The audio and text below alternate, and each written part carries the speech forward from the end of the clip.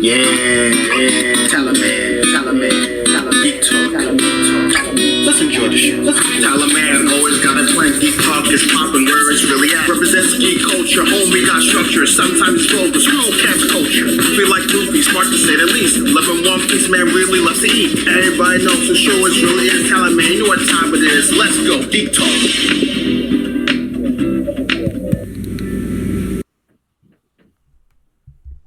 Hello and welcome. We got another great episode of Geek Talk with Tyler.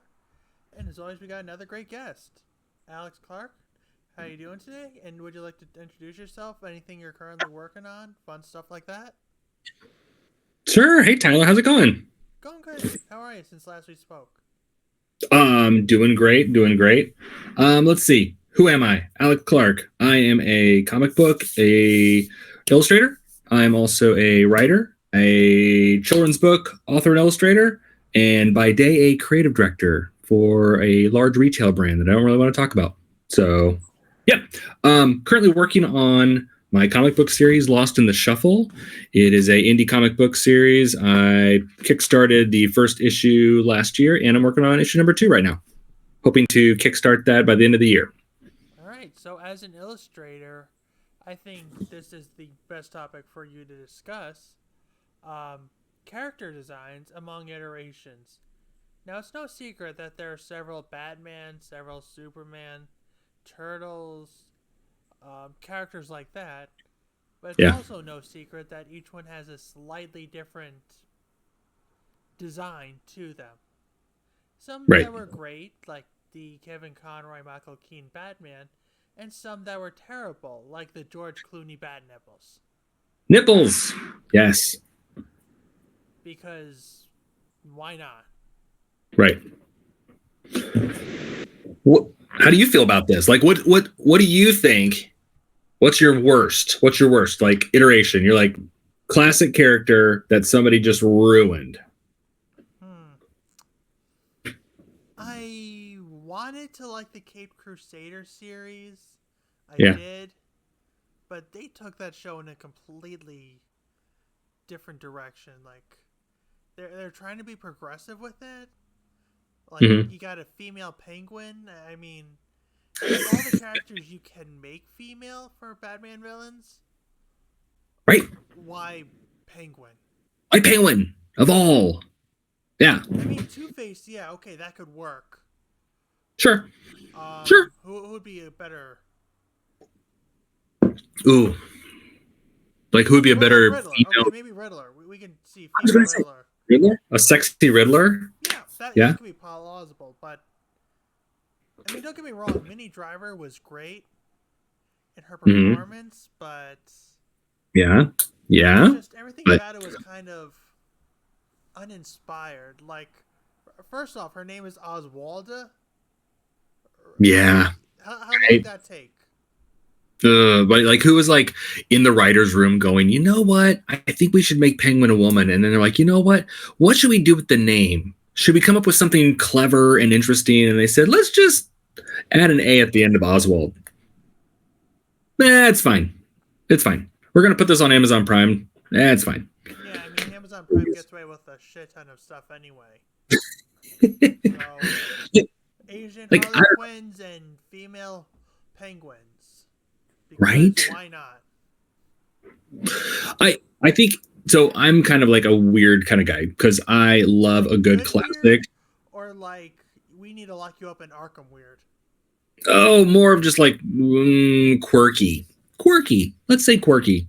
My wife would say that I'm a little bit weird and batshit crazy, but I'm more quirky. So I love I'm a Batman fanatic. You look anywhere in my studio and I'm a Batman junkie.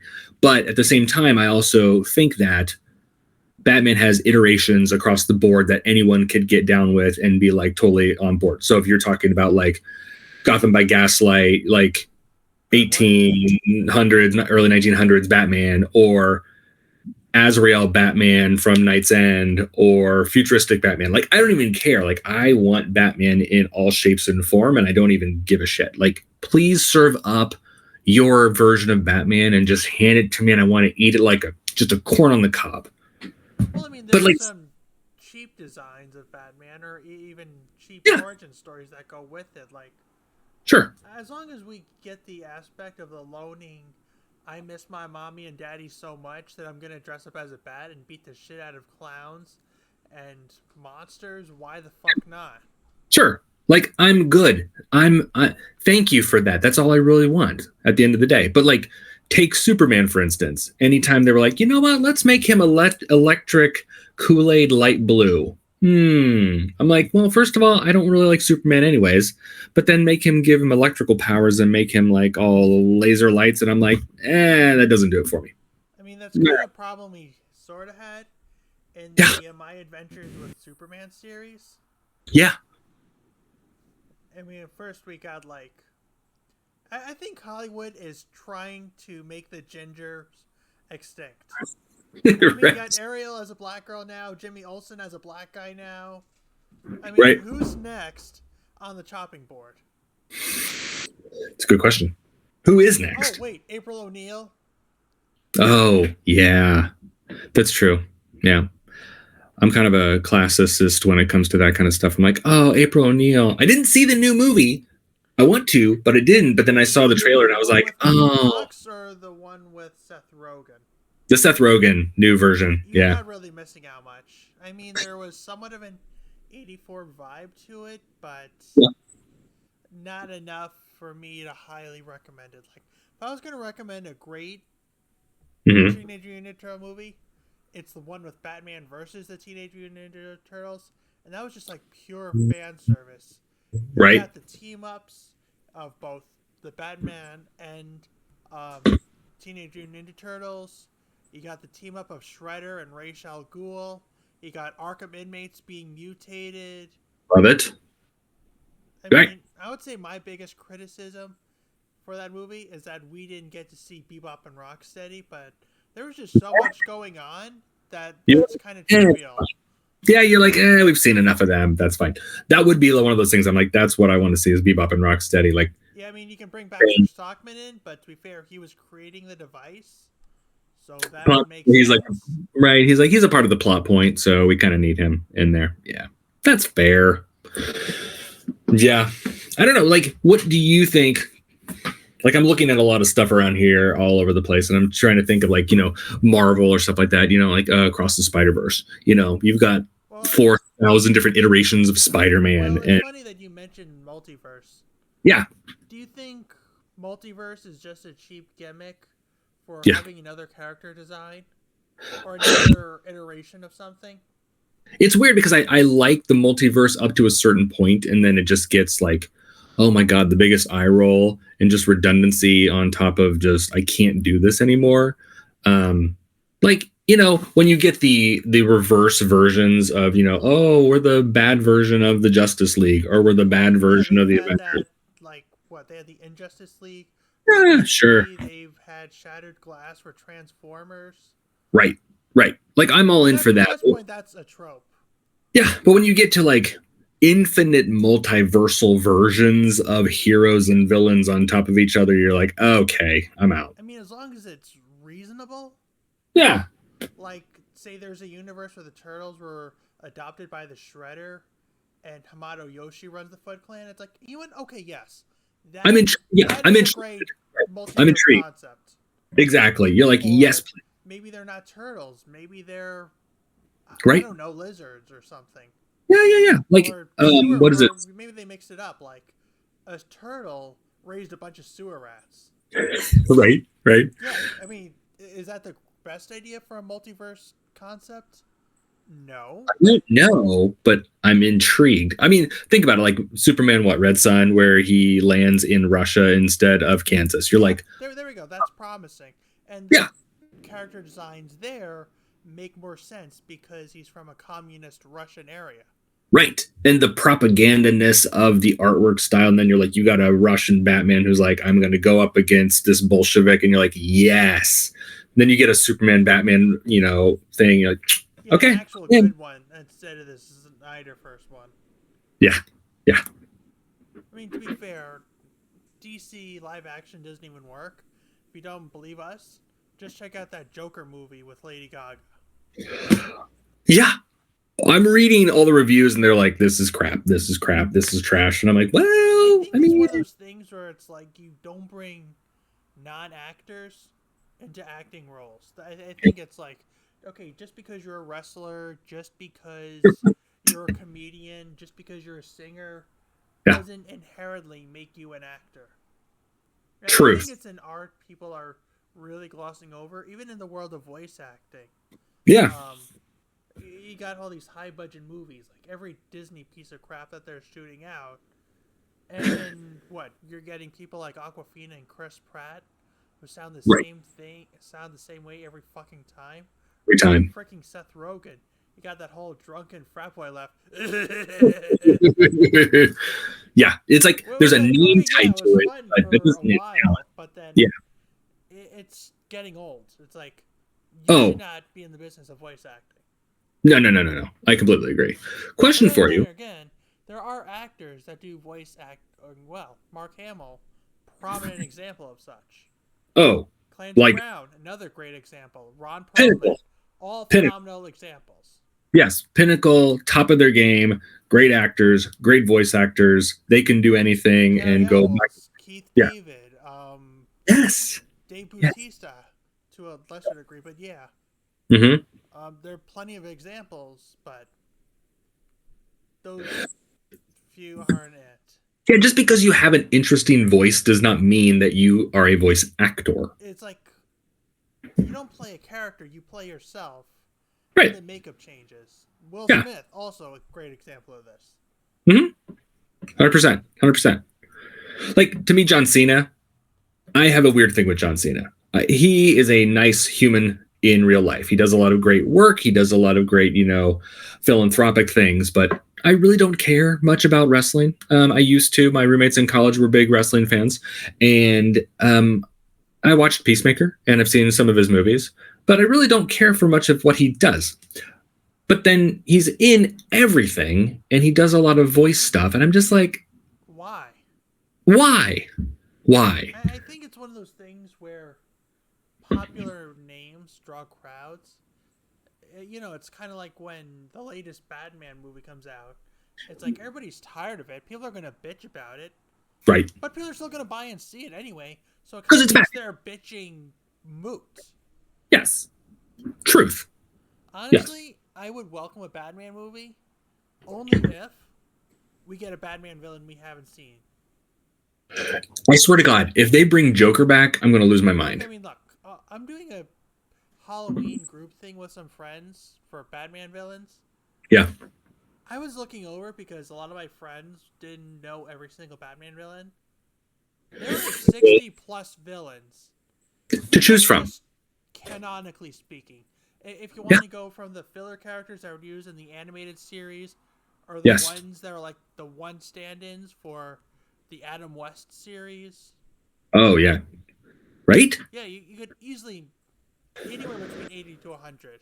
Oh, easily. And the ones that people have never heard of before, and I can name off like a bunch, and they're just like, people are like, who's that? I'm like, it's not just Joker and Catwoman. Like, It's not just stop it. Joker, it's not just Bane, it's just not Catwoman, Riddler, Two-Face. It's not the stuff from the Tim Burton ones. No. It's a rogues gallery for a reason.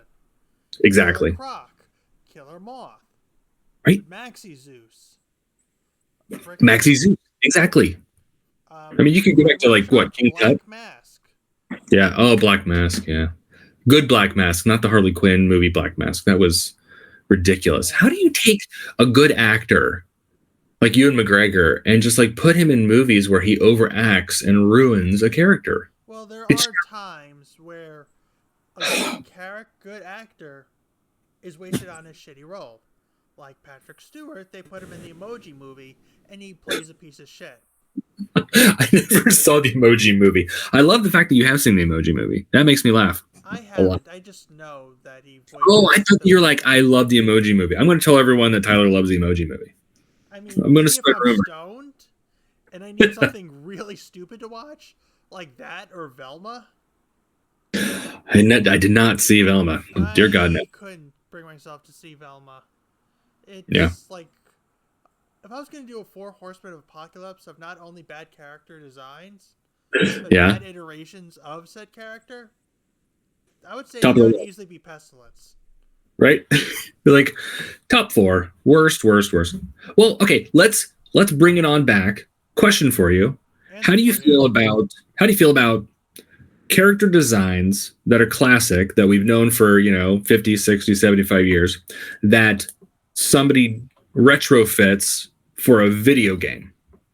Are we talking like- just comic book characters or like any Any. characters? Because you know me, I'm comic book dork extraordinaire. I'm thinking of like the Injustice games, but I'm just thinking like if you think about saying, oh, hey, let's take a really cool character and we're going to redesign him and over design them for a video game that's high resolution graphics these days. I mean, if it needs to appeal to the game, Yeah.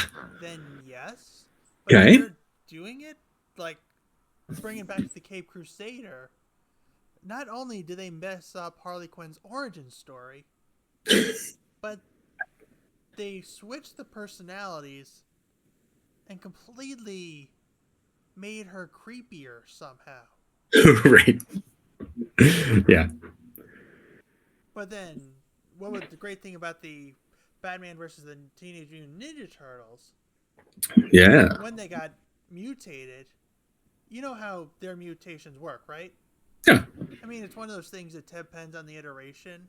Mhm. Like, Sure. most incarnations of the Turtles, if it's an animal that gets mutated, they become anthropomorphic. But Sure. if it's a person, it's usually the last animal they had contact with. Right. Which, Right. here's a question. Say I eat a steak, okay? Is that the last animal? Then I get some mutagen on me. Do I become like a Minotaur Man or something? Right? Or how's that work? Like you just had shrimp. You just had like shrimp tacos. You're like, am I a shrimp now? How does that work? Say I'm wearing boots. Leather? Yeah, and they're made of leather. Do I become Right. a bull? I don't know. That's a really good question. How do we test that theory? I would love to find a way to test that theory. Right. Even with somebody other than me. True. If I touched you, that's going to sound real creepy. If I touched you and then got mutagen, do I then mutate into Tyler? Yeah, they really do ever explain that. Like, if a person touches a person, does it become like a super Right. person? Should I touch you? Yeah, that's one of those out of context things. Right? We may be overthinking this just a little bit. Well, yeah, dude. You want to talk about overthinking? The Megan Fox ones. Or the sequel one, it's like every person has dormant traces of Yeah. different animals from the animal kingdom. It's like, dude, have them touch a rhino. Have them touch a warthog. Right? Of all I things. don't know Yeah. how you're going to get them, those animals. I mean, in the 80s, they just stole them from fucking zoo. Right? Or in the Right. 2012 one, they used some of the DNA in the mutagen, and then they just pushed the two characters in there. Yeah. That's like, okay, so that makes sense. But what the fuck were they thinking? Right? It was always like laboratories back in the day. They're like, oh, we just we just went to a lab or a zoo. Right, but then you got the Batman versus the Teenage Mutant Turtles. Yeah. A lot of them make sense. Mr. Freeze became a polar bear man. Right? Of course. Poison Ivy became a plant woman. Sure. Scarecrow became a crow. Duh. It makes Face became a two-headed cat. Although it's really one head, but it's like it's like two heads, but they share a head, or it's like two faces that share a head. It's weird. Sure. It's I mean- like something out of Ripley's Believe It or Not. Right. Like it's like a one head, but like two mouths and a couple eyes. Yeah. Bane Did- was a jaguar, at least in that one. Okay, so they definitely went with the South American Bane, not the weird gypsy European Bane. So Yeah, I good never to know. got that one.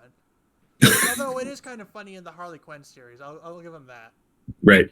Right. All right, They Bane. kind of seem to split the difference. Did Vanilla Ice ever show up in any of these Ninja Turtles? Because that would be There were a awesome. lot of references from the original movies. Really? Oh, that's awesome. Because I would get those. That I'd be whole like, slow motion, Ninja rap? Shredder stomping down. He's like, the Oh, they did the thing. They did the thing. Right? It's like Transformers. When I was a kid, we would run around and be like, "And transform!" Yeah, see, there's another thing, another great franchise. Yeah. Transformers. It's like back in the day, Soundwave was a boombox, and Megatron was the gun from Man from Uncle. Was the gun. Nowadays, Megatron's either a tank, he's Right. a jet, an alien jet. Right? Because Megatron would turn into a gun that would shrink in size, and then Starscream would be like, "I'm holding you." That's awkward. Yeah. Yeah. Dude, you want to know what's more awkward? Look up Transformers flash kits after this recording. Yeah. Okay. It's so fucked up funny.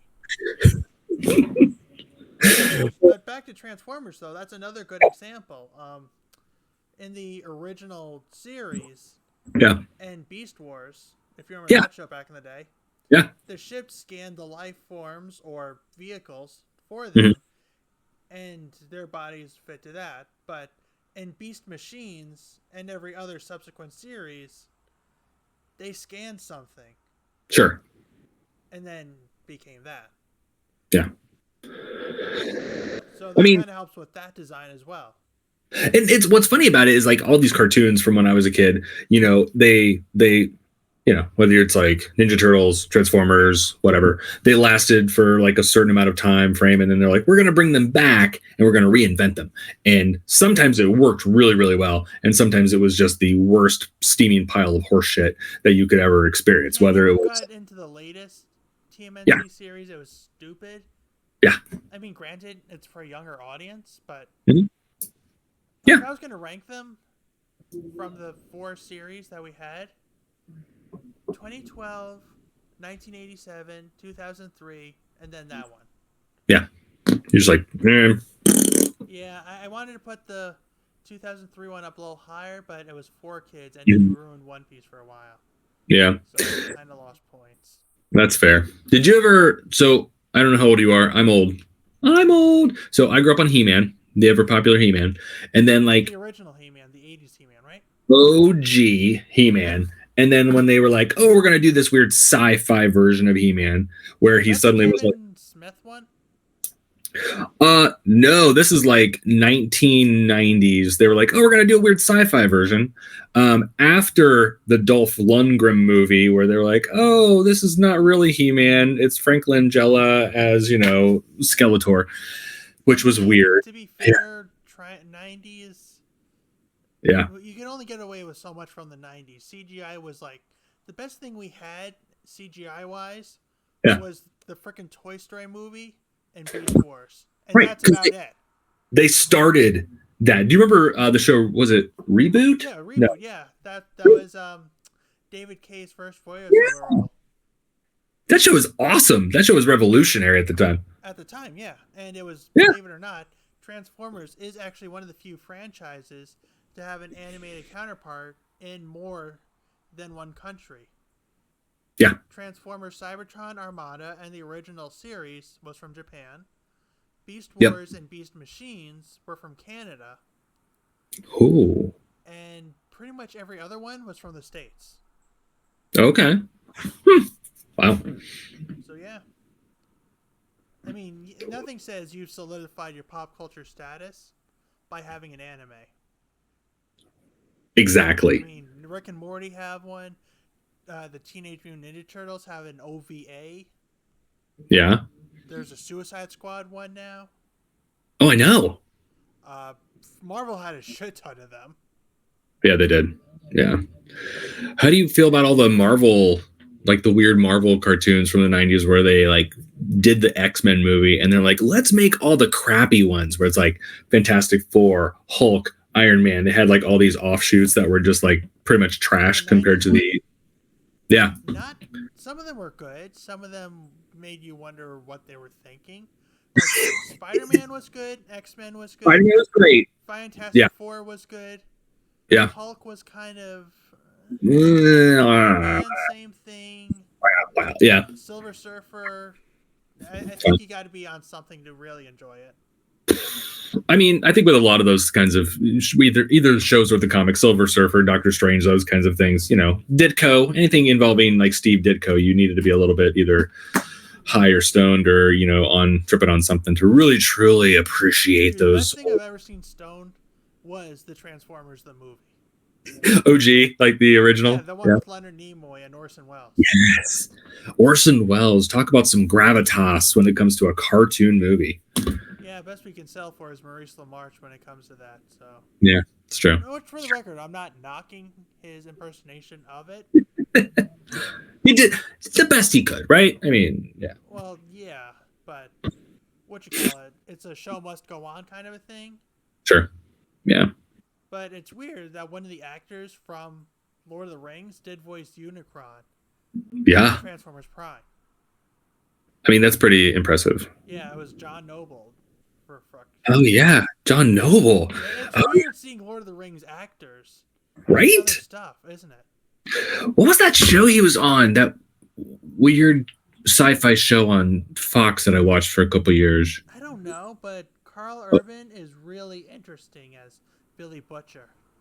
Carl Urban. He's a rock star. He has officially earned a King of Geek title. He was in The Boys. He was in the Lord of the Rings, Star Trek. He was in the third Thor movie. Yeah, he's been in all the big ones. Mm-hmm. Yeah. Even the movie designs are way different from the comics. Oh, 100%. It's like weird when you have, and that's what's always kind of been weird to me because I love like character design and I love how they take. I would say Batman and Wolverine by far have the most outfits than any other superhero. Sure. How did you feel about Wolverine's official like come back to Jesus moment in Deadpool, pulling over the mask? Yeah, it's finally nice that they, after all this time, they got a comic accurate. Right? Although I'm surprised they didn't make him actually shorter. Well, I mean, what are you going to do? Lop off Hugh Jackman's long ass legs? Just make him. Well, did they have a comic accurate Wolverine? I did like a comic accurate Wolverine who was like 5'2", and you're just like, oh my god. I was like, oh, you're so cute, short kid. Yeah, he looked insane. Henry Cavill's version was pretty badass, though. I was like, okay, let's just make this happen. Yeah, but it's like, I think it was like the whole John Krasinski, Mr. Fantastic. It was only there because the fans really wanted it. Fan service. How do you feel about fan service? Because part of me is like, are we talking tits and ass, or are we talking like Batman versus the Teenage Mutant Ninja Turtles fan service? Definitely not tits and ass. More the Ninja Turtles versus Batman. Like, if you're like, oh, John Krasinski as Mr. Fantastic, and people would have picked as right. I mean, he was good in Office. He's a douche in Office, but I think that was his character. Sure. So he played it well, but not who I would have picked for Mr. Fantastic. I would agree. And I'm kind of excited for the new movie. But again, you're taking something that people hold near and dear to their heart who've been reading this stuff for, God damn it, 50, 60, 70 years. And you're like, we're going to completely reinvent and try and get it right. But right to the director and the writer and the producers of this new version of Fantastic Four is not necessarily right to the fans of the comic. Right, with black Nick Furies and gender bent exactly masters, because fuck you, audience. Right. But at the same time, if they do it, that doesn't, I don't know, you're going to piss somebody off. You're going to piss people off. It's going to happen. Dude, I heard people are getting pissed off at freaking Tim Burton for being racist. It's like, dude, he wants to hire pale-looking people. Unless you can get an albino person of color, I doubt that's going to happen. Exactly. You're going to piss people off no matter what you do. So you just have to make the best creative decision you can and pick good people who are good actors. But when it comes to, I think, character design, I think I like the idea of the Fantastic Four. I honestly hate the Fantastic Four. I hate them. In general, or the comics. I've never liked the movies. I thought they all sucked, and I've never liked the comics. Ones? But, yeah, not original. The original was a little what the fucky, but I would say the one with Chris Evans. Yeah, no. If you don't succeed as the Human Torch, you can always be another Marvel character. Exactly. Just give it a couple years. But I'm excited for the fact that they're like, you know what? Let's go back to the 60s and like do something completely different and get out of the way of the Marvel machine a little bit and do our own thing. So we're not trying to be beholden to 20 years of Marvel continuity. You know, be like, we're gonna go do our own thing. So I'm excited to see what happens. As one does. But you know they have to tie it together somehow and be like, we still got to make it work. Oh, multiverse. Fuck you. That's how it works. Exactly. Did that well in their Pandaverse special. Oh, I know. It's like the MacGuffin. You're just like, oh, okay, cool. Oh, how are we going to make this work? Multiverse. The writer's room is just like, drop the Sharpie. Yeah. Yeah, it's like, what you call it? In some incarnations, Master Splinter was Hamato Yoshi that got mutated into a rat. In others, he was the pet of Hamato Yoshi. And in that weird movie one, he was the pet of April O'Neil. Really? Yeah, and the original one with Megan Fox, it's like... Oh, I didn't watch that one. I tried to steer clear of Michael Bay anything. Yeah, his big success was Transformers, the original one. Yeah, but he ruins my childhood, and I don't want him to keep ruining my childhood. So I never watched the Transformers movie because I'm like, he's going to make me mad. Yeah, but it's one of those things, and I hate saying this, but without people like him, we won't have more people to bring into the fandom. Ooh, good. I like that. So I like that. Necessary evil, to say the very least. Right? That's the other side of the fans, but you also bring in more fans. Right. So the entertainment industry is still a business, regardless of how you look at it. And that's how I am with like Batman and Superman and stuff like that. I'm like, keep making more because every 5 to 10 years we need more of those, that next generation to keep going. Call it? Let's take a look at the animated series for a second, okay? I love it. Harley Quinn, Condiment King, Red Claw, Condiment King, Baby Doll, Roxy Rocket. What do they all have in common? Paul Dini? Yes, and they never existed in the comics before that. Right. Paul Dini and people like Arlene Sorkin and all the other actors that portrayed them come along, and then boom, written into the comics. Yes. Right in there. And it was weird seeing Baby Doll in the Kite Man. Oh yeah, you told me about that. That's right. It was weird, but like good weird. I love those characters, and I grew up on those characters, and I think that Bruce Timm and Paul Dini, those two are like, man, fucking geniuses. And I can't. It's weird because I know that Bruce Timm was a part of the new version from Amazon, and I'm just like, I just don't think it landed. No one bats 1,000. I'm gonna be straightforward with that, but yeah, you're not wrong. Ask you something. Yeah. Do you think reinventing characters like that, like we've had several Scooby-Doos from the classic one, all the way to Velma. I hate Velma, but Velma the series, not the actual character. Well, that Velma I hate, but point is, we have all these incarnations. Yeah.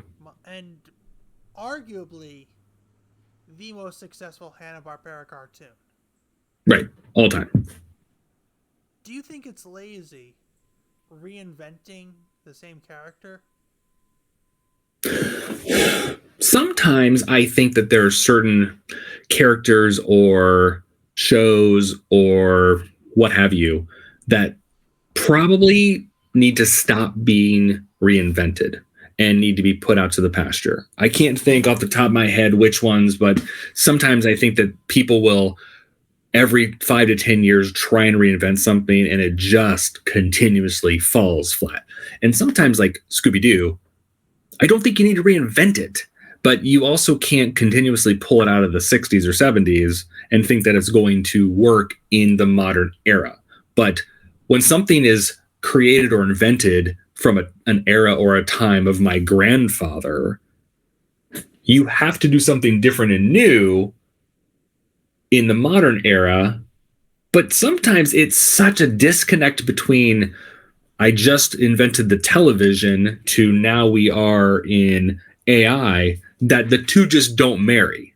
Personally, Be that's careful. That almost sounds like promotion for the latest Disney live action, Snow Woke and the 7 pronouns. right.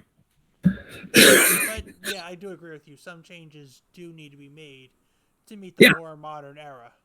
But like, how are you going to take like, hey, I'm Scooby Doo, we're going to Raggy, go do the thing. But then you're like, oh, but then, yeah. But then you are trying to have this group of people toking it up in the back of a van, going and solving crimes. But this is a modern age where people have cell phones and they're on TikTok and there's AI.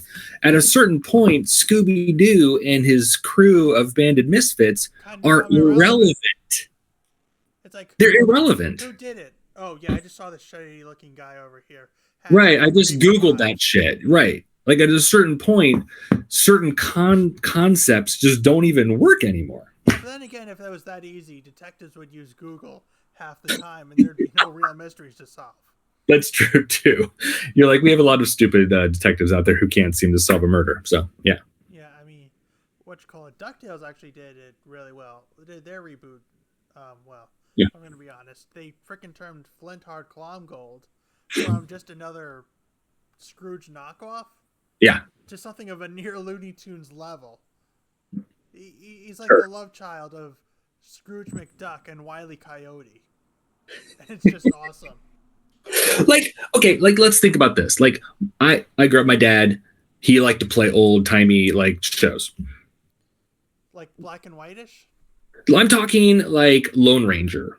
And, every 5 to 10, 15 years, somebody's like, you know what we should do? Let's remake Lone Ranger. And at a certain Why point, not? you're like, why not? But then you're like, is that going to work? Or somebody says, let's remake the Green Hornet. Let's take these concepts that were developed in the 1940s and we're going to twist them on their head and try it again. And it just, Well, I mean, come on, that's what they're doing for the live action Disney movies now. I know. It's like, okay, right? it really worked that that frickin' Prince Eric saved Ariel because in King Triton's eyes, it's like, okay, not all humans are bad, and this one's trustworthy. Right. Yeah. Oh, let's have Ariel save him because this accomplishes nothing. Right? Exactly. Yeah. Or I don't know. Let's have freaking Snow White, whose skin was snow as white, or I guess as Right. I don't know, hazelnut chocolate. It's like snow Nutella. We have snow Nutella. Nutella. And that's what I'm saying. Like, I think that you can make old concepts new and fresh if you really spend the time to write them. Sometimes I think there's lazy writing. As And long I- as there's a way you can bring some level of homage to the original series, like Thundercats, Exactly. the original reboot, which kind of sounds like an oxymoron, but I'm gonna roll with it. Sure. It's like, yeah, okay, they weren't alien cats that got Right. they were just all citizens. Yeah. It was the kingdom of the cats. It was the kingdom of the bearables. Right. Thundera on Third Earth. Yada, right. yada, yada. Yeah. It still worked. It still worked. Exactly. But if you were to be like, hey, and I know that they've been talking about this for 1,000 years. They're like, we're going to make a He-Man movie. We're going to make a Thundercats movie. And I'm like, you know what? I will give somebody $100 if they actually ever get that thing, not only to happen, Well, but let me see if I actually get make this it straight. good. They will spend hundreds of billions of dollars, and in return, all they would get for it is $100 from you. Somebody's going to get $100 because I don't think it's actually going to happen. And if it does, it's going to be shit. Well, as long as you get big names in there. I don't want big Hey, names. let's get Dave Bautista No, as I don't- Panthro. I mean, that would be cool. I don't want big names. I want people that can act that are unknowns because you put, to your point, Dave Bautista in there and everyone's just going to be like, oh, it's Drax. He was an unknown. Unless I you're mean- into wrestling. I was going to say, unless you're into wrestling, then everyone's like, oh, there's that guy. Yeah, I mean, Tom Holland was an unknown until Spider-Man. that's true. And I think you need those unknowns because when you have a character that's established, if you say you're going to put like, I don't know, I'm just throwing something stupid out there, Brad Pitt as Spider-Man, you're not seeing Spider-Man, you're seeing Brad Pitt. You have to have an unknown or somebody that's been in like a couple indie movies or some television shows that people really generally There don't we know. go. I could not have said that better. Yeah. Which is why when I'm doing my Undateable X-Men series. Yeah. But hold on that thought. What'd you think of it? Oh, it's funny. Yeah, you It was liked really, it? yeah, it was really good. Glad you liked it. Yeah, it was funny. To that, that's why first off, don't exactly have the money to hire freaking Steve Bloom, who voices Wolverine in pretty much everything, Sure. or have Hugh Jackman make a cameo as himself or whatever. Yeah. But on top of that, I try to go out of my way to hire people that actually do their research. And here's a funny thing you may or may not enjoy. I was holding auditions for the Undateable X-Men series originally. And this guy said, and I quote, "I'm the biggest Marvel fan ever." And I'm like, okay, I'd like your level of optimism. I'd love your enthusiasm. So I gave him a couple characters to try out for, one of whom was Toad. Okay. And he gave me the Mario version. Oh no. Yeah. That's like going into an interview. Yeah, that's I'm not going to mention his name. right. That's like going to an interview and somebody being like, "Oh, you know this," and you're like, "Oh, yeah, I could totally like redo a website," and you're like, "No, that's not what I meant." Yeah, it's like, you ever see King of the Hill? Yeah. Yeah, you Yeah. know that episode where Hank was trying to hire a new associate? No, I did not see There's that one. actually another episode about that where he's trying to hire a new merchandising associate or something or whatever. Okay. And he has two candidates. The Druggo, who is a Cowboys fan, and this woman who really knows what she's doing, but doesn't know who Troy Aikman is. Oh no. Who do you think Hank picks? Troy Aikman fan. Yeah. Of course. And half the time he's a giggling stoner. Which, for the record, I got nothing against people that decide to do drugs, or at least the Sure. legal ones. But, you know, time and place. Right. Yeah. So I think it's one of those things where familiarity is kind of like a double-edged sword. Yeah. On the one hand, are these the people you want to attract? Because you're just going to see them like, oh, it was Aquafina, because I don't know, she sang about her vagina or something stupid. Yeah. She's a name. I don't know if she's a name I would like to tie my horse to. That's not even a saying. But, I wouldn't kick her out of bed for eating lasagna or something, but I don't. And she's funny, but yeah, I've seen her stand up. It's really good. But I'm like, she's funny. I've seen a couple episodes of her original series, but voice acting should not be in her repertoire. no, it's a little one note, if you will. Yeah, way to beat off a dead horse. I don't think that's really the way that goes, but I like the version. Yes. If you're beating a dead horse, you are tenderizing it. And if you tenderize any dead animal, it automatically makes the meat taste better. But if you're beating off a dead horse, nothing gets accomplished. You are a necrozoophile. Or you're trying to make more horse babies. I don't know how. Zombie horse. That's true. So yeah, beating off a dead horse makes a lot more sense than beating a dead horse. I know Fair. it's a little more risque, but That's okay. roll with it. Have you seen half the shit they put out on TV? Christ, we got freaking transgender bulls out now. Yeah. I mean, there's a lot of shows out there. My stepson's watching The Boys, and I'm like, "Are you supposed to be watching this?" And his How mom's old like, is "What's he this?" again? Just turned 16. That's That's cutting it close. Right? That's on the verge of like, eek, a little much, but yeah. Yeah, but I thought he was like freaking 12 or something. And it's like, yeah, no, you need to leave, and you need to do it now. So I told his mom, I was like, can't think of a darker opening for an episode, except for Gargoyles. And it's like, that series started in genocide. I know, right? I mean, you don't actually see the statues being destroyed. Yeah, but when you think still. about it, when I'm literally getting off. You see Keith David's blood-curdling cry. I know. I'm literally getting off the bus and like getting home and turning on the TV and watching Gargoyles. And I think it's one of those things you watch later in life, even a couple years later, and you're like, this is dark as hell. I didn't realize this was so If dark. this was a DCAU show, I would Yeah. believe you. Yeah. That'd be a great team up. Gargoyles and Batman. Right? And you know that Gargoyles was made to counteract Batman. It was It like depends on when it airs. Like at the end of season 2, Xanatos reformed, and he was essentially the Raish to their Bat family.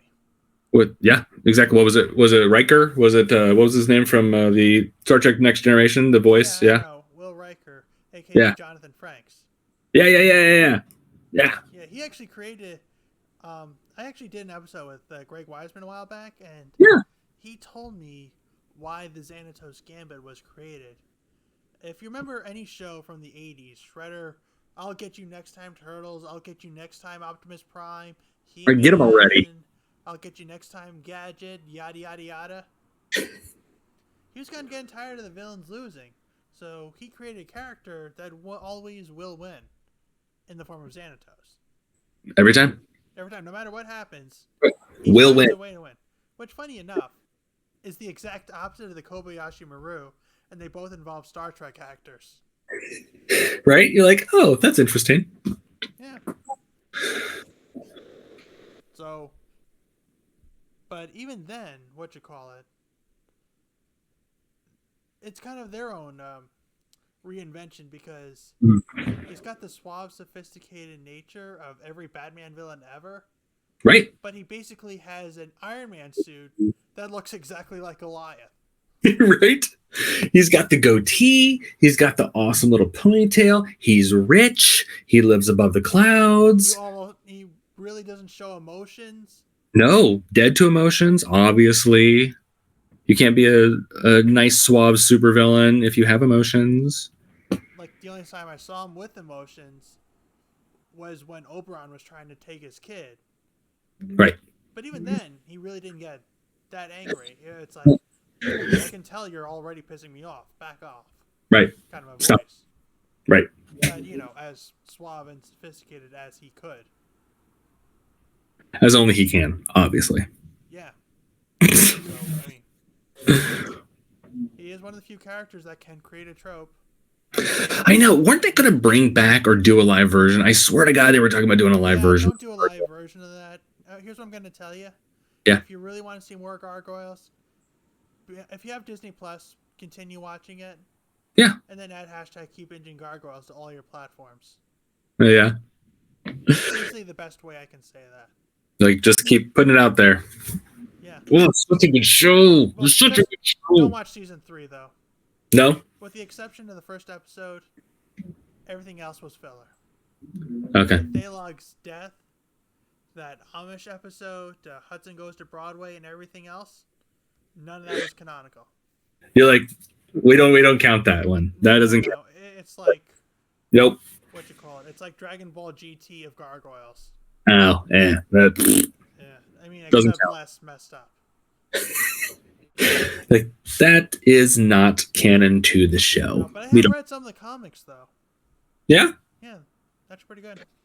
I do like that when they say, you know what, a show ended, and they're like, we're just going to continue that on in the comics. I think they did it with Firefly and a couple other shows. They were just like, finished it, so we're just going to keep it I going. mean, what you call it? Even Avatar had a lot of great character designs. I mean, you can definitely tell there was inspiration from other shows. I mean, like, if you're going to make honorable animes, that would be it. Even though it's not an anime. Right. But a lot of people say it will, and a lot of Blockbusters and Best Buys will put it in the anime section because reasons. Right. Yeah. What I will say is that as much as I hate that live action movie we don't speak about, it did stop us from getting a season 4. Oh, But even then, it still ended on good terms. sure. Yeah. I mean, we obviously would have liked to see more of the gang. Oh, of course. Right? You want to know their story. Yeah, but then we got Korra, so Did you like Korra? it had its moments. I thought so too. I thought it was really good. What I didn't like about Korra is that she knew had all these powers straight from the gate. Yeah, from the get-go. She really didn't learn anything. No. It's like, oh, It was I just know how to use this shit. I'm a right. freaking Devil Fruit user. Right. You're like, I need some build. I need some like, oh, I don't know what I'm doing. Yeah. Which, are you a One Piece fan, by the way? I've actually never seen One Piece. I know. I'm awful. I was gonna say I would recommend it, but that's like 1,000+ journey episode. That's what I've heard. So that's why I haven't started it, because my stepson, he is a huge One Piece fan, and he's like, I've watched the entire thing, and he's like, you got to go back. And he was like, you know what? It's too late for you. And I was like, oh, really? He's like, yeah. At this point, I would recommend reading the manga. You get through it so much faster. Oh, great. They skip the fillers, but that's like 10% filler. Oh, okay. When you compare it to things like Naruto and Bleach, which are like almost half. Well, yeah, he did the same thing. During COVID, he was like, you know what? I'm going to go back and watch Naruto from the beginning, because he was just like, I'm literally home doing nothing. So he just like Netflix Naruto the entire thing. So we watched a couple episodes of that. That was pretty good, actually. I was like, oh, this is great. Yeah, but then you get the whole. It's one of those shows where the show is good, but the fandom sucks. Oh, really? I only have him. That's all. That's the only fandom I know is him saying, you're better off that way. I like the show. I'm like, okay, yeah. But One Piece actually had a lot of inspirations for their characters, but most notably, Nightmare Before Christmas. Oh, shut up! Really? Yeah. Oh, okay. Right. You have humans that are like over 20 feet tall, and then you got Luffy, who's like what, 5'7" or some shit. Right. Yeah. So it's just like an all over the place thing. So I guess it's one of those things where the West copies the East and the East copies the West. Right, back and forth and back and forth. That's what was funny. I was actually talking to a buddy of mine who's editing my comic book. He's a copywriter, and he was like, did you ever realize that Ponyo is basically Little Mermaid, like Hans Christian Andersen? And I was like, well, yeah. I was like, yeah. Did you not know that? And he was like, no, my son's watched that thing 100 times, and I had no idea that I was like, bro, come on, man. Yeah. Yeah, I mean, when you think about it, Jungle Book and Tarzan are basically the same story.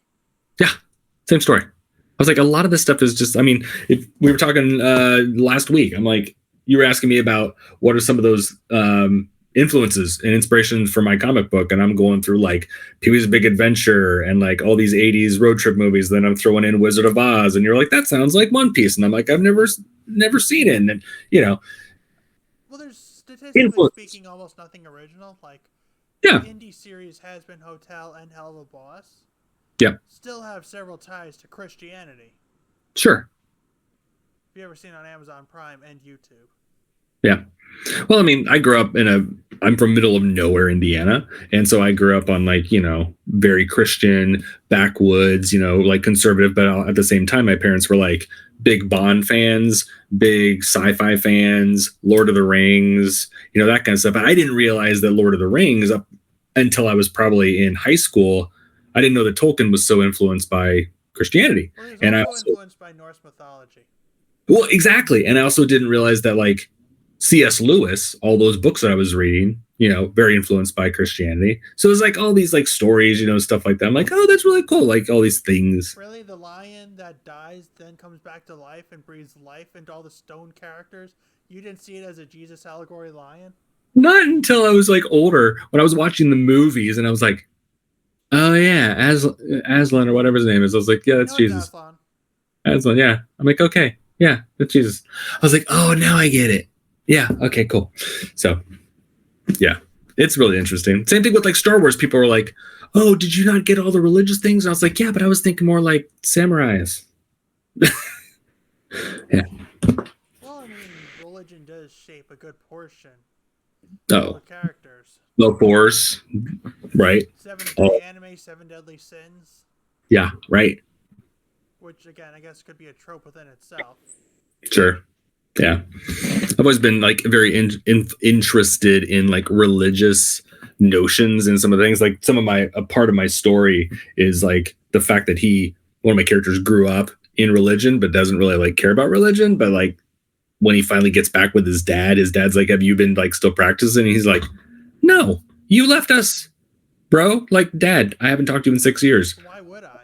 Yeah, you left us. Your ex-wife, my mom, died of cancer. I hate you. That literally sounds like Full Metal Alchemist Brotherhood. Yeah, exactly. I was talking to my wife the other day and she was like, I just read a book. Did you know that this book was actually fan fiction from something called Full Metal Alchemist? And I was like, what book are you reading? She's like, they had to go back and change all the names and everything, but it's fan fiction from Full Metal Alchemist. That's now a book. And I was like, sign me up. Where's this book? You want to talk about character design? Yeah. You know every half animal, half person thing ever? Yeah. Nina Tucker, episode 4, Full Metal Alchemist Brotherhood. It'll give you nightmares. You're welcome. I told her, I was like, I'm going to make you watch Akira. And she was like, what's that? And I was like, no, you'll have nightmares. And she's like, will I? I was like, it's disgusting and I love it. And it's amazing. A lot of the Ghibli movies can give you nightmares. Oh, I know. Mononoke, oh, yeah, Mononoke is fantastic. And even like Spirited Totoro. Away. Yeah. I love them. Yeah, but they're still good. I love them. They're amazing. Yeah. Yeah, what do you think of The Boy and the Heron? I haven't seen that one yet. That's on my list. It's on Max. I know. It's on my list. It's on the thing. I've already added it. I'm just like, again, this is where I'm getting behind on like books and movies and TV shows because I'm like, I gotta finish this mother effing comic. So that's where I'm at right now. Tell me about it. Yeah. I'm almost done. So. Sweetness. Yeah. How do you feel about we have classic characters, but they get reinvented entirely? Like, okay, let's look at the Jungle Book movie. Okay. Yeah. When it follows what I call the ghost story effect. Yeah. When he gets adapted, fuck the original script. Here's our script. Just throw it away. Yeah, I mean, they made Baloo more like a happy-go-lucky guy instead of the drill sergeant like he was in the original novel. Right. I know. Yeah, I grew up on that happy-go-lucky, like, hey, how's it going, man? What's up? Let's like go down the river on my belly. That's what I grew up with. And so I didn't even know certain things until you get older and you're like, wait a minute. The original literary version of this is dark. Yeah, it's the process of Disneyfication. Ah, the Disneyfication. Yes. So much of that stuff. Because you think about, all these old like Hans Christian Andersen and like old folk tales that people take and turn into like something that's happy-go-lucky and candies and unicorns and things like that. And you're like, some of this stuff that was written in like the 1600s, 1700s, disturbing, dark. Well, I would say the only time Disney really got it 100% accurate was Chicken Little, not the god-awful movie with Zach Braff. Right. Like the original short. Yeah. And that was like easily the darkest one ever. Yeah. Super dark. And I love that dark stuff. And the Fox was freaking reading Mein Kampf, but because they had to change it, they changed it to psychology. Right. Which, to be fair, isn't that far of a stretch. No, it's pretty close. They're like, how do we just like... But that's something... Yeah, those old... Freaking changing onigiri into jelly donuts. Right. Yeah. Well, that's what I was talking to a buddy at work the other day, and we were talking about like how dark some of those cartoons back in like the 40s were. He was like, he said that he was watching cartoons with his son, before school, whatever, and they were watching one of those weird stations that plays like old 1940s cartoons. And he was like, yeah, there was this weird thing where this person pulled a literal potato sack of kittens out of the water because somebody had tried to drown the kittens. And when they opened up the bag, kitten ghosts flew out and landed on a fence post and started meowing. He was like, do you know how messed up that was that somebody drowned a bag of Jerry cartoon where the cats were going to heaven and then there was a bag with the kittens. Yeah. He was like, this is the stuff that people like kids were watching back in the days. Like, no wonder we're so messed up because this is what our parents and grandparents were watching. Yeah, but now we're getting Disney-fied, or I guess even softer now. Yeah. because, God forbid we show a dead lion or a hunter shooting a deer. Right. Even though that's like what life is all about. I know. It's wild. Yeah. And the fact Yeah. that Disney will never admit that Lion King is the love child of Kimba and Hamlet. They'll admit Hamlet, but not the other one. Nope. Because money and lawsuits. Yeah. Did you ever see? I think one of the darkest things that scared the crap out of me as a kid was The Secret of Nim. It was one of the most beautifully animated. I have. movies. I've also seen, you may have heard of it, The Last Unicorn. Yeah. Also dark. Dark. But to be fair, anything animated from Rankin Bass that's Yes. not Christmas, Yes. dark. Like you saw the Hobbit. Yeah. Yeah, what are your thoughts on the two Smogs that got adapted? We have the Hmm. classic one, looks like an actual dragon. And Sure. then we have the Benedict Cumberbatch one, which looks more like a wyvern than a dragon. Oh. And I think it's one of those interesting places where I think that both have their place. Which do you think is more based on like the original book? Well, the original one, Because I never read more the of a books. dragon because like Smog originally was. Yeah, But they right? also gave him cat features for some reason. I did read about that because my son, he's read all the books, and I've never read the books. I've only seen the movies, so I don't know what like is the source material that's right. I guess they said they gave him cat-like features, but Mhm. then, like how stealthy he is. But Rankin Yeah. Bass then took that literally. Mm-hmm. Yeah. I get why they made him a wyvern. Yeah. Excuse me, because of CGI. Sure. But what I didn't like is that they really tried stretching it out to a trilogy. Exactly. I mean, they really Oh, milked that whole freaking what? Lake Town. Town fire scene a lot longer than it needed to be. I got very sick of that. I'm like, can we just go back to the dwarves and the hobbits and the dragon? Easily two-parter. Yeah. I mean, Easily. I had to add some stuff, but Like, why do we need a trilogy? Who determined that we must have a trilogy? easily a two-part film. Easily. Like, I would say you cut it off right at the first movie where that's supposed to. Yeah. And like, yeah, And then okay, then it's a part wrap it up. 2. And then you combine the aspects of the second and third, and then you make that one thing. Right. Wrap it up. 2 movies. Yeah, 100%. Yep. I know. two film. Yeah. Oh my gosh. I want to go back and watch all those like old Rankin Bass creepy 80s animation movies. I think So that one was 70s. 70s? Yeah. Oh, you're right. I was thinking of like, Yeah, because they got the guy that voiced Captain Hook. oh yeah. Thorin, which was... It's like once you hear it, you can't unhear it. You can't unhear it. You close your eyes and you see it. Yeah, that's all you picture. Yeah. Yeah, but it's one of those times that Hollywood does it now, but they really focus more on the names than the talent. But They do. brought big names like The Great Mouse Detective. Phenomenal example. Phenomenal. The biggest name there was Vincent Price. Yeah. But he delivered, and you knew that he did. Oh. Well, it's Vincent Price. Of course he's going to deliver. Right. Robin Williams from Aladdin. Big name, Yeah. but still delivered. Mm-hmm.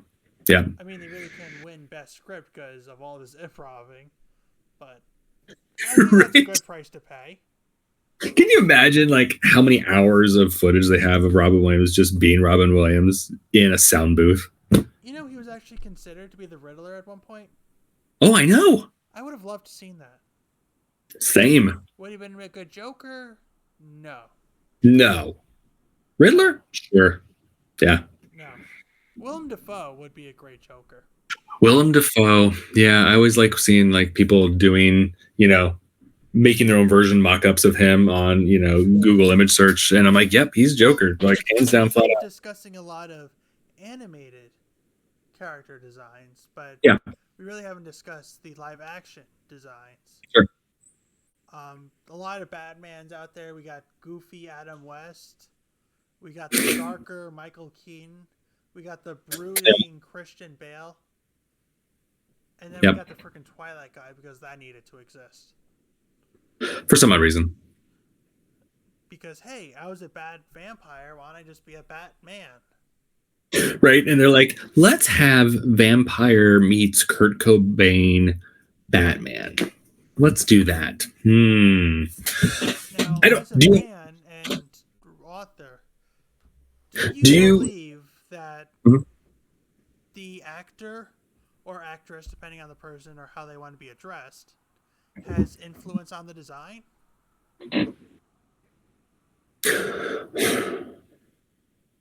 I think so. In my head, I think so, because I think sometimes they pick an actor that they think is going to best embody that character for physical reasons as well as acting ability. I think, to me personally, Ben Affleck had the potential to actually be a good Batman. I think that the writing was absolute horseshit. So I think that he had the physicality, and I think he had the look, and he had everything else. I think that the costume was crap. It looked like it was made of duct tape. So I think a lot of times when they pick an actor, I see it.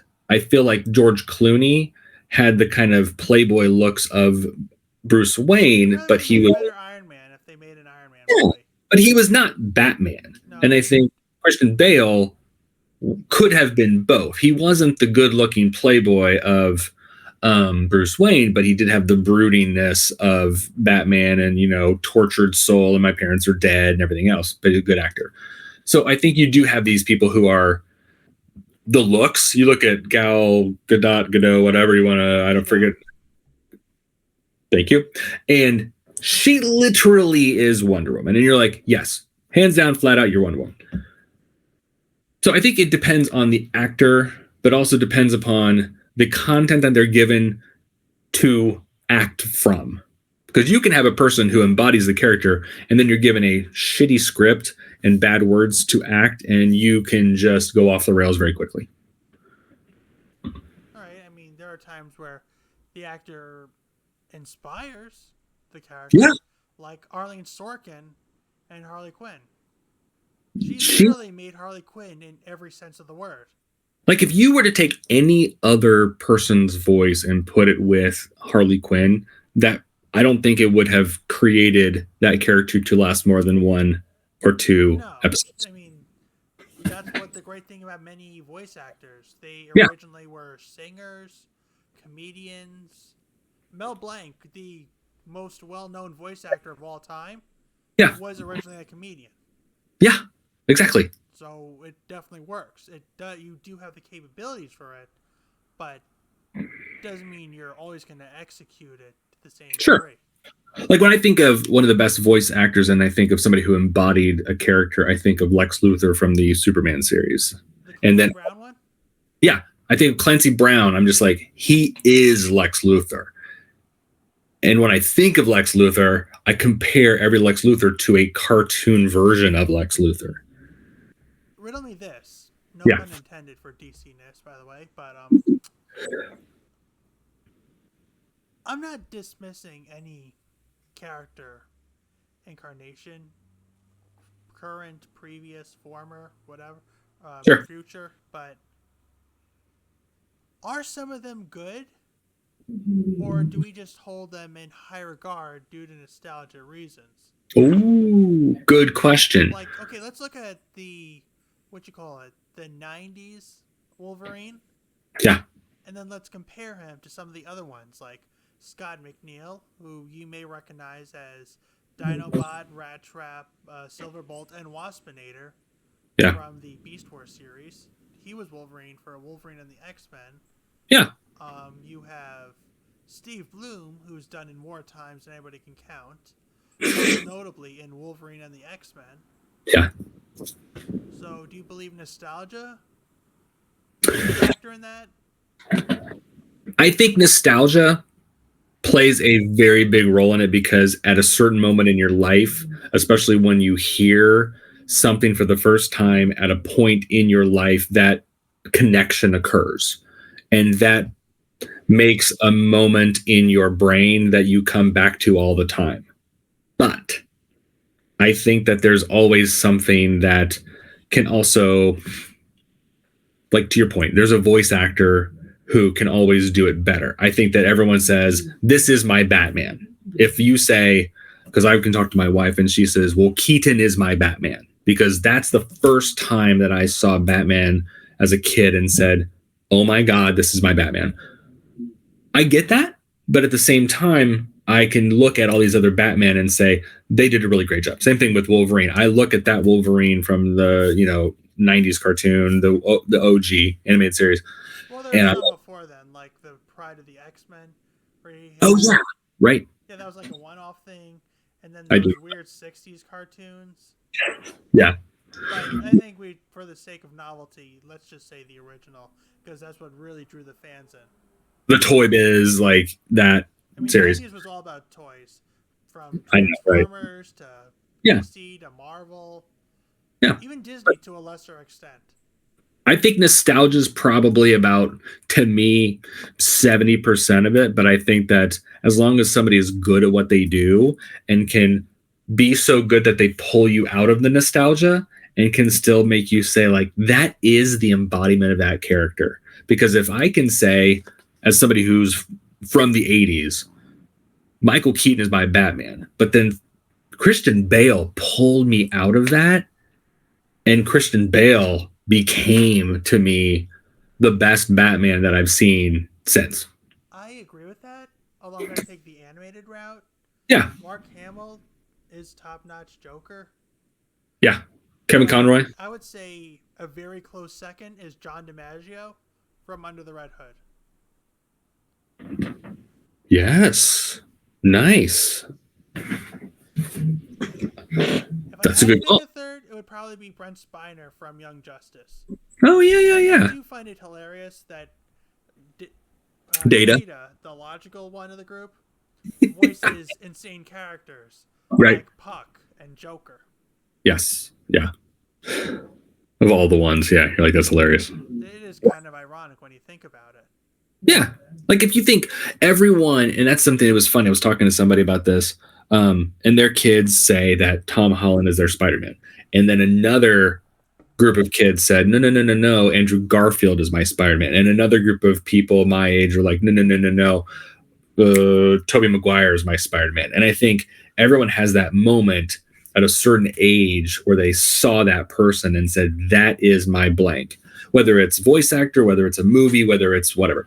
And I think that everyone has that moment and that nostalgia, and it clicks. And that's like, when everyone has those memories of like, I got beat up at the school bus, or my grandparent died. And that's like a memory that sticks forever in your life. I do. And it's funny you mentioned that. That was actually a clip in a Family Guy episode. I forget which one. Peter's like, okay, everybody, same time, favorite Spider-Man. Go. And then they were like, like Peter was pro Tobey Maguire. Yeah. Chris was pro Andrew Garfield. Meg was pro Tom Holland. Yeah. Stewie was pro. Who was the guy that voiced Across the Spider-Verse? Jake Johnson? That actor? I'm losing his name, but you know what I'm talking about, right? Yeah. The guy from New Girl, Jake Johnson? Or no? The one that voiced Miles Morales. Oh, yeah. He's so good. I don't know his name off the top of my head. Yeah. Okay, that one. And then, of course, Brian being Brian starts discussing Batman actors because He's Brian. He's Brian. He's Brian. Yeah. That was such a downgrade. I mean, Family Guy itself is just a knockoff of The Simpsons.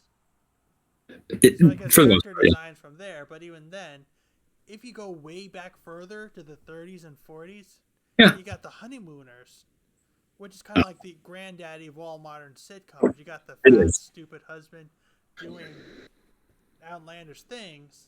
Sure, saying outlandish things. And for some reason, we'll never understand, they're married to a hot wife.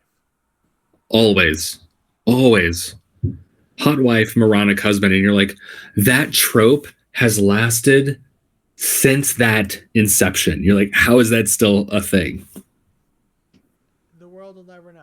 The world will never know. I guess this could go to familiarity. Right. And again, Even- nostalgia. Like even Transformers, for example. Yeah. Bumblebee was not a big name No. in the original Gen 1, but since the movies, every Transformers project since then Has to have. to have Bumblebee and Optimus Must. Prime. Must have. Yeah. The rest kind of come and go, Mhm.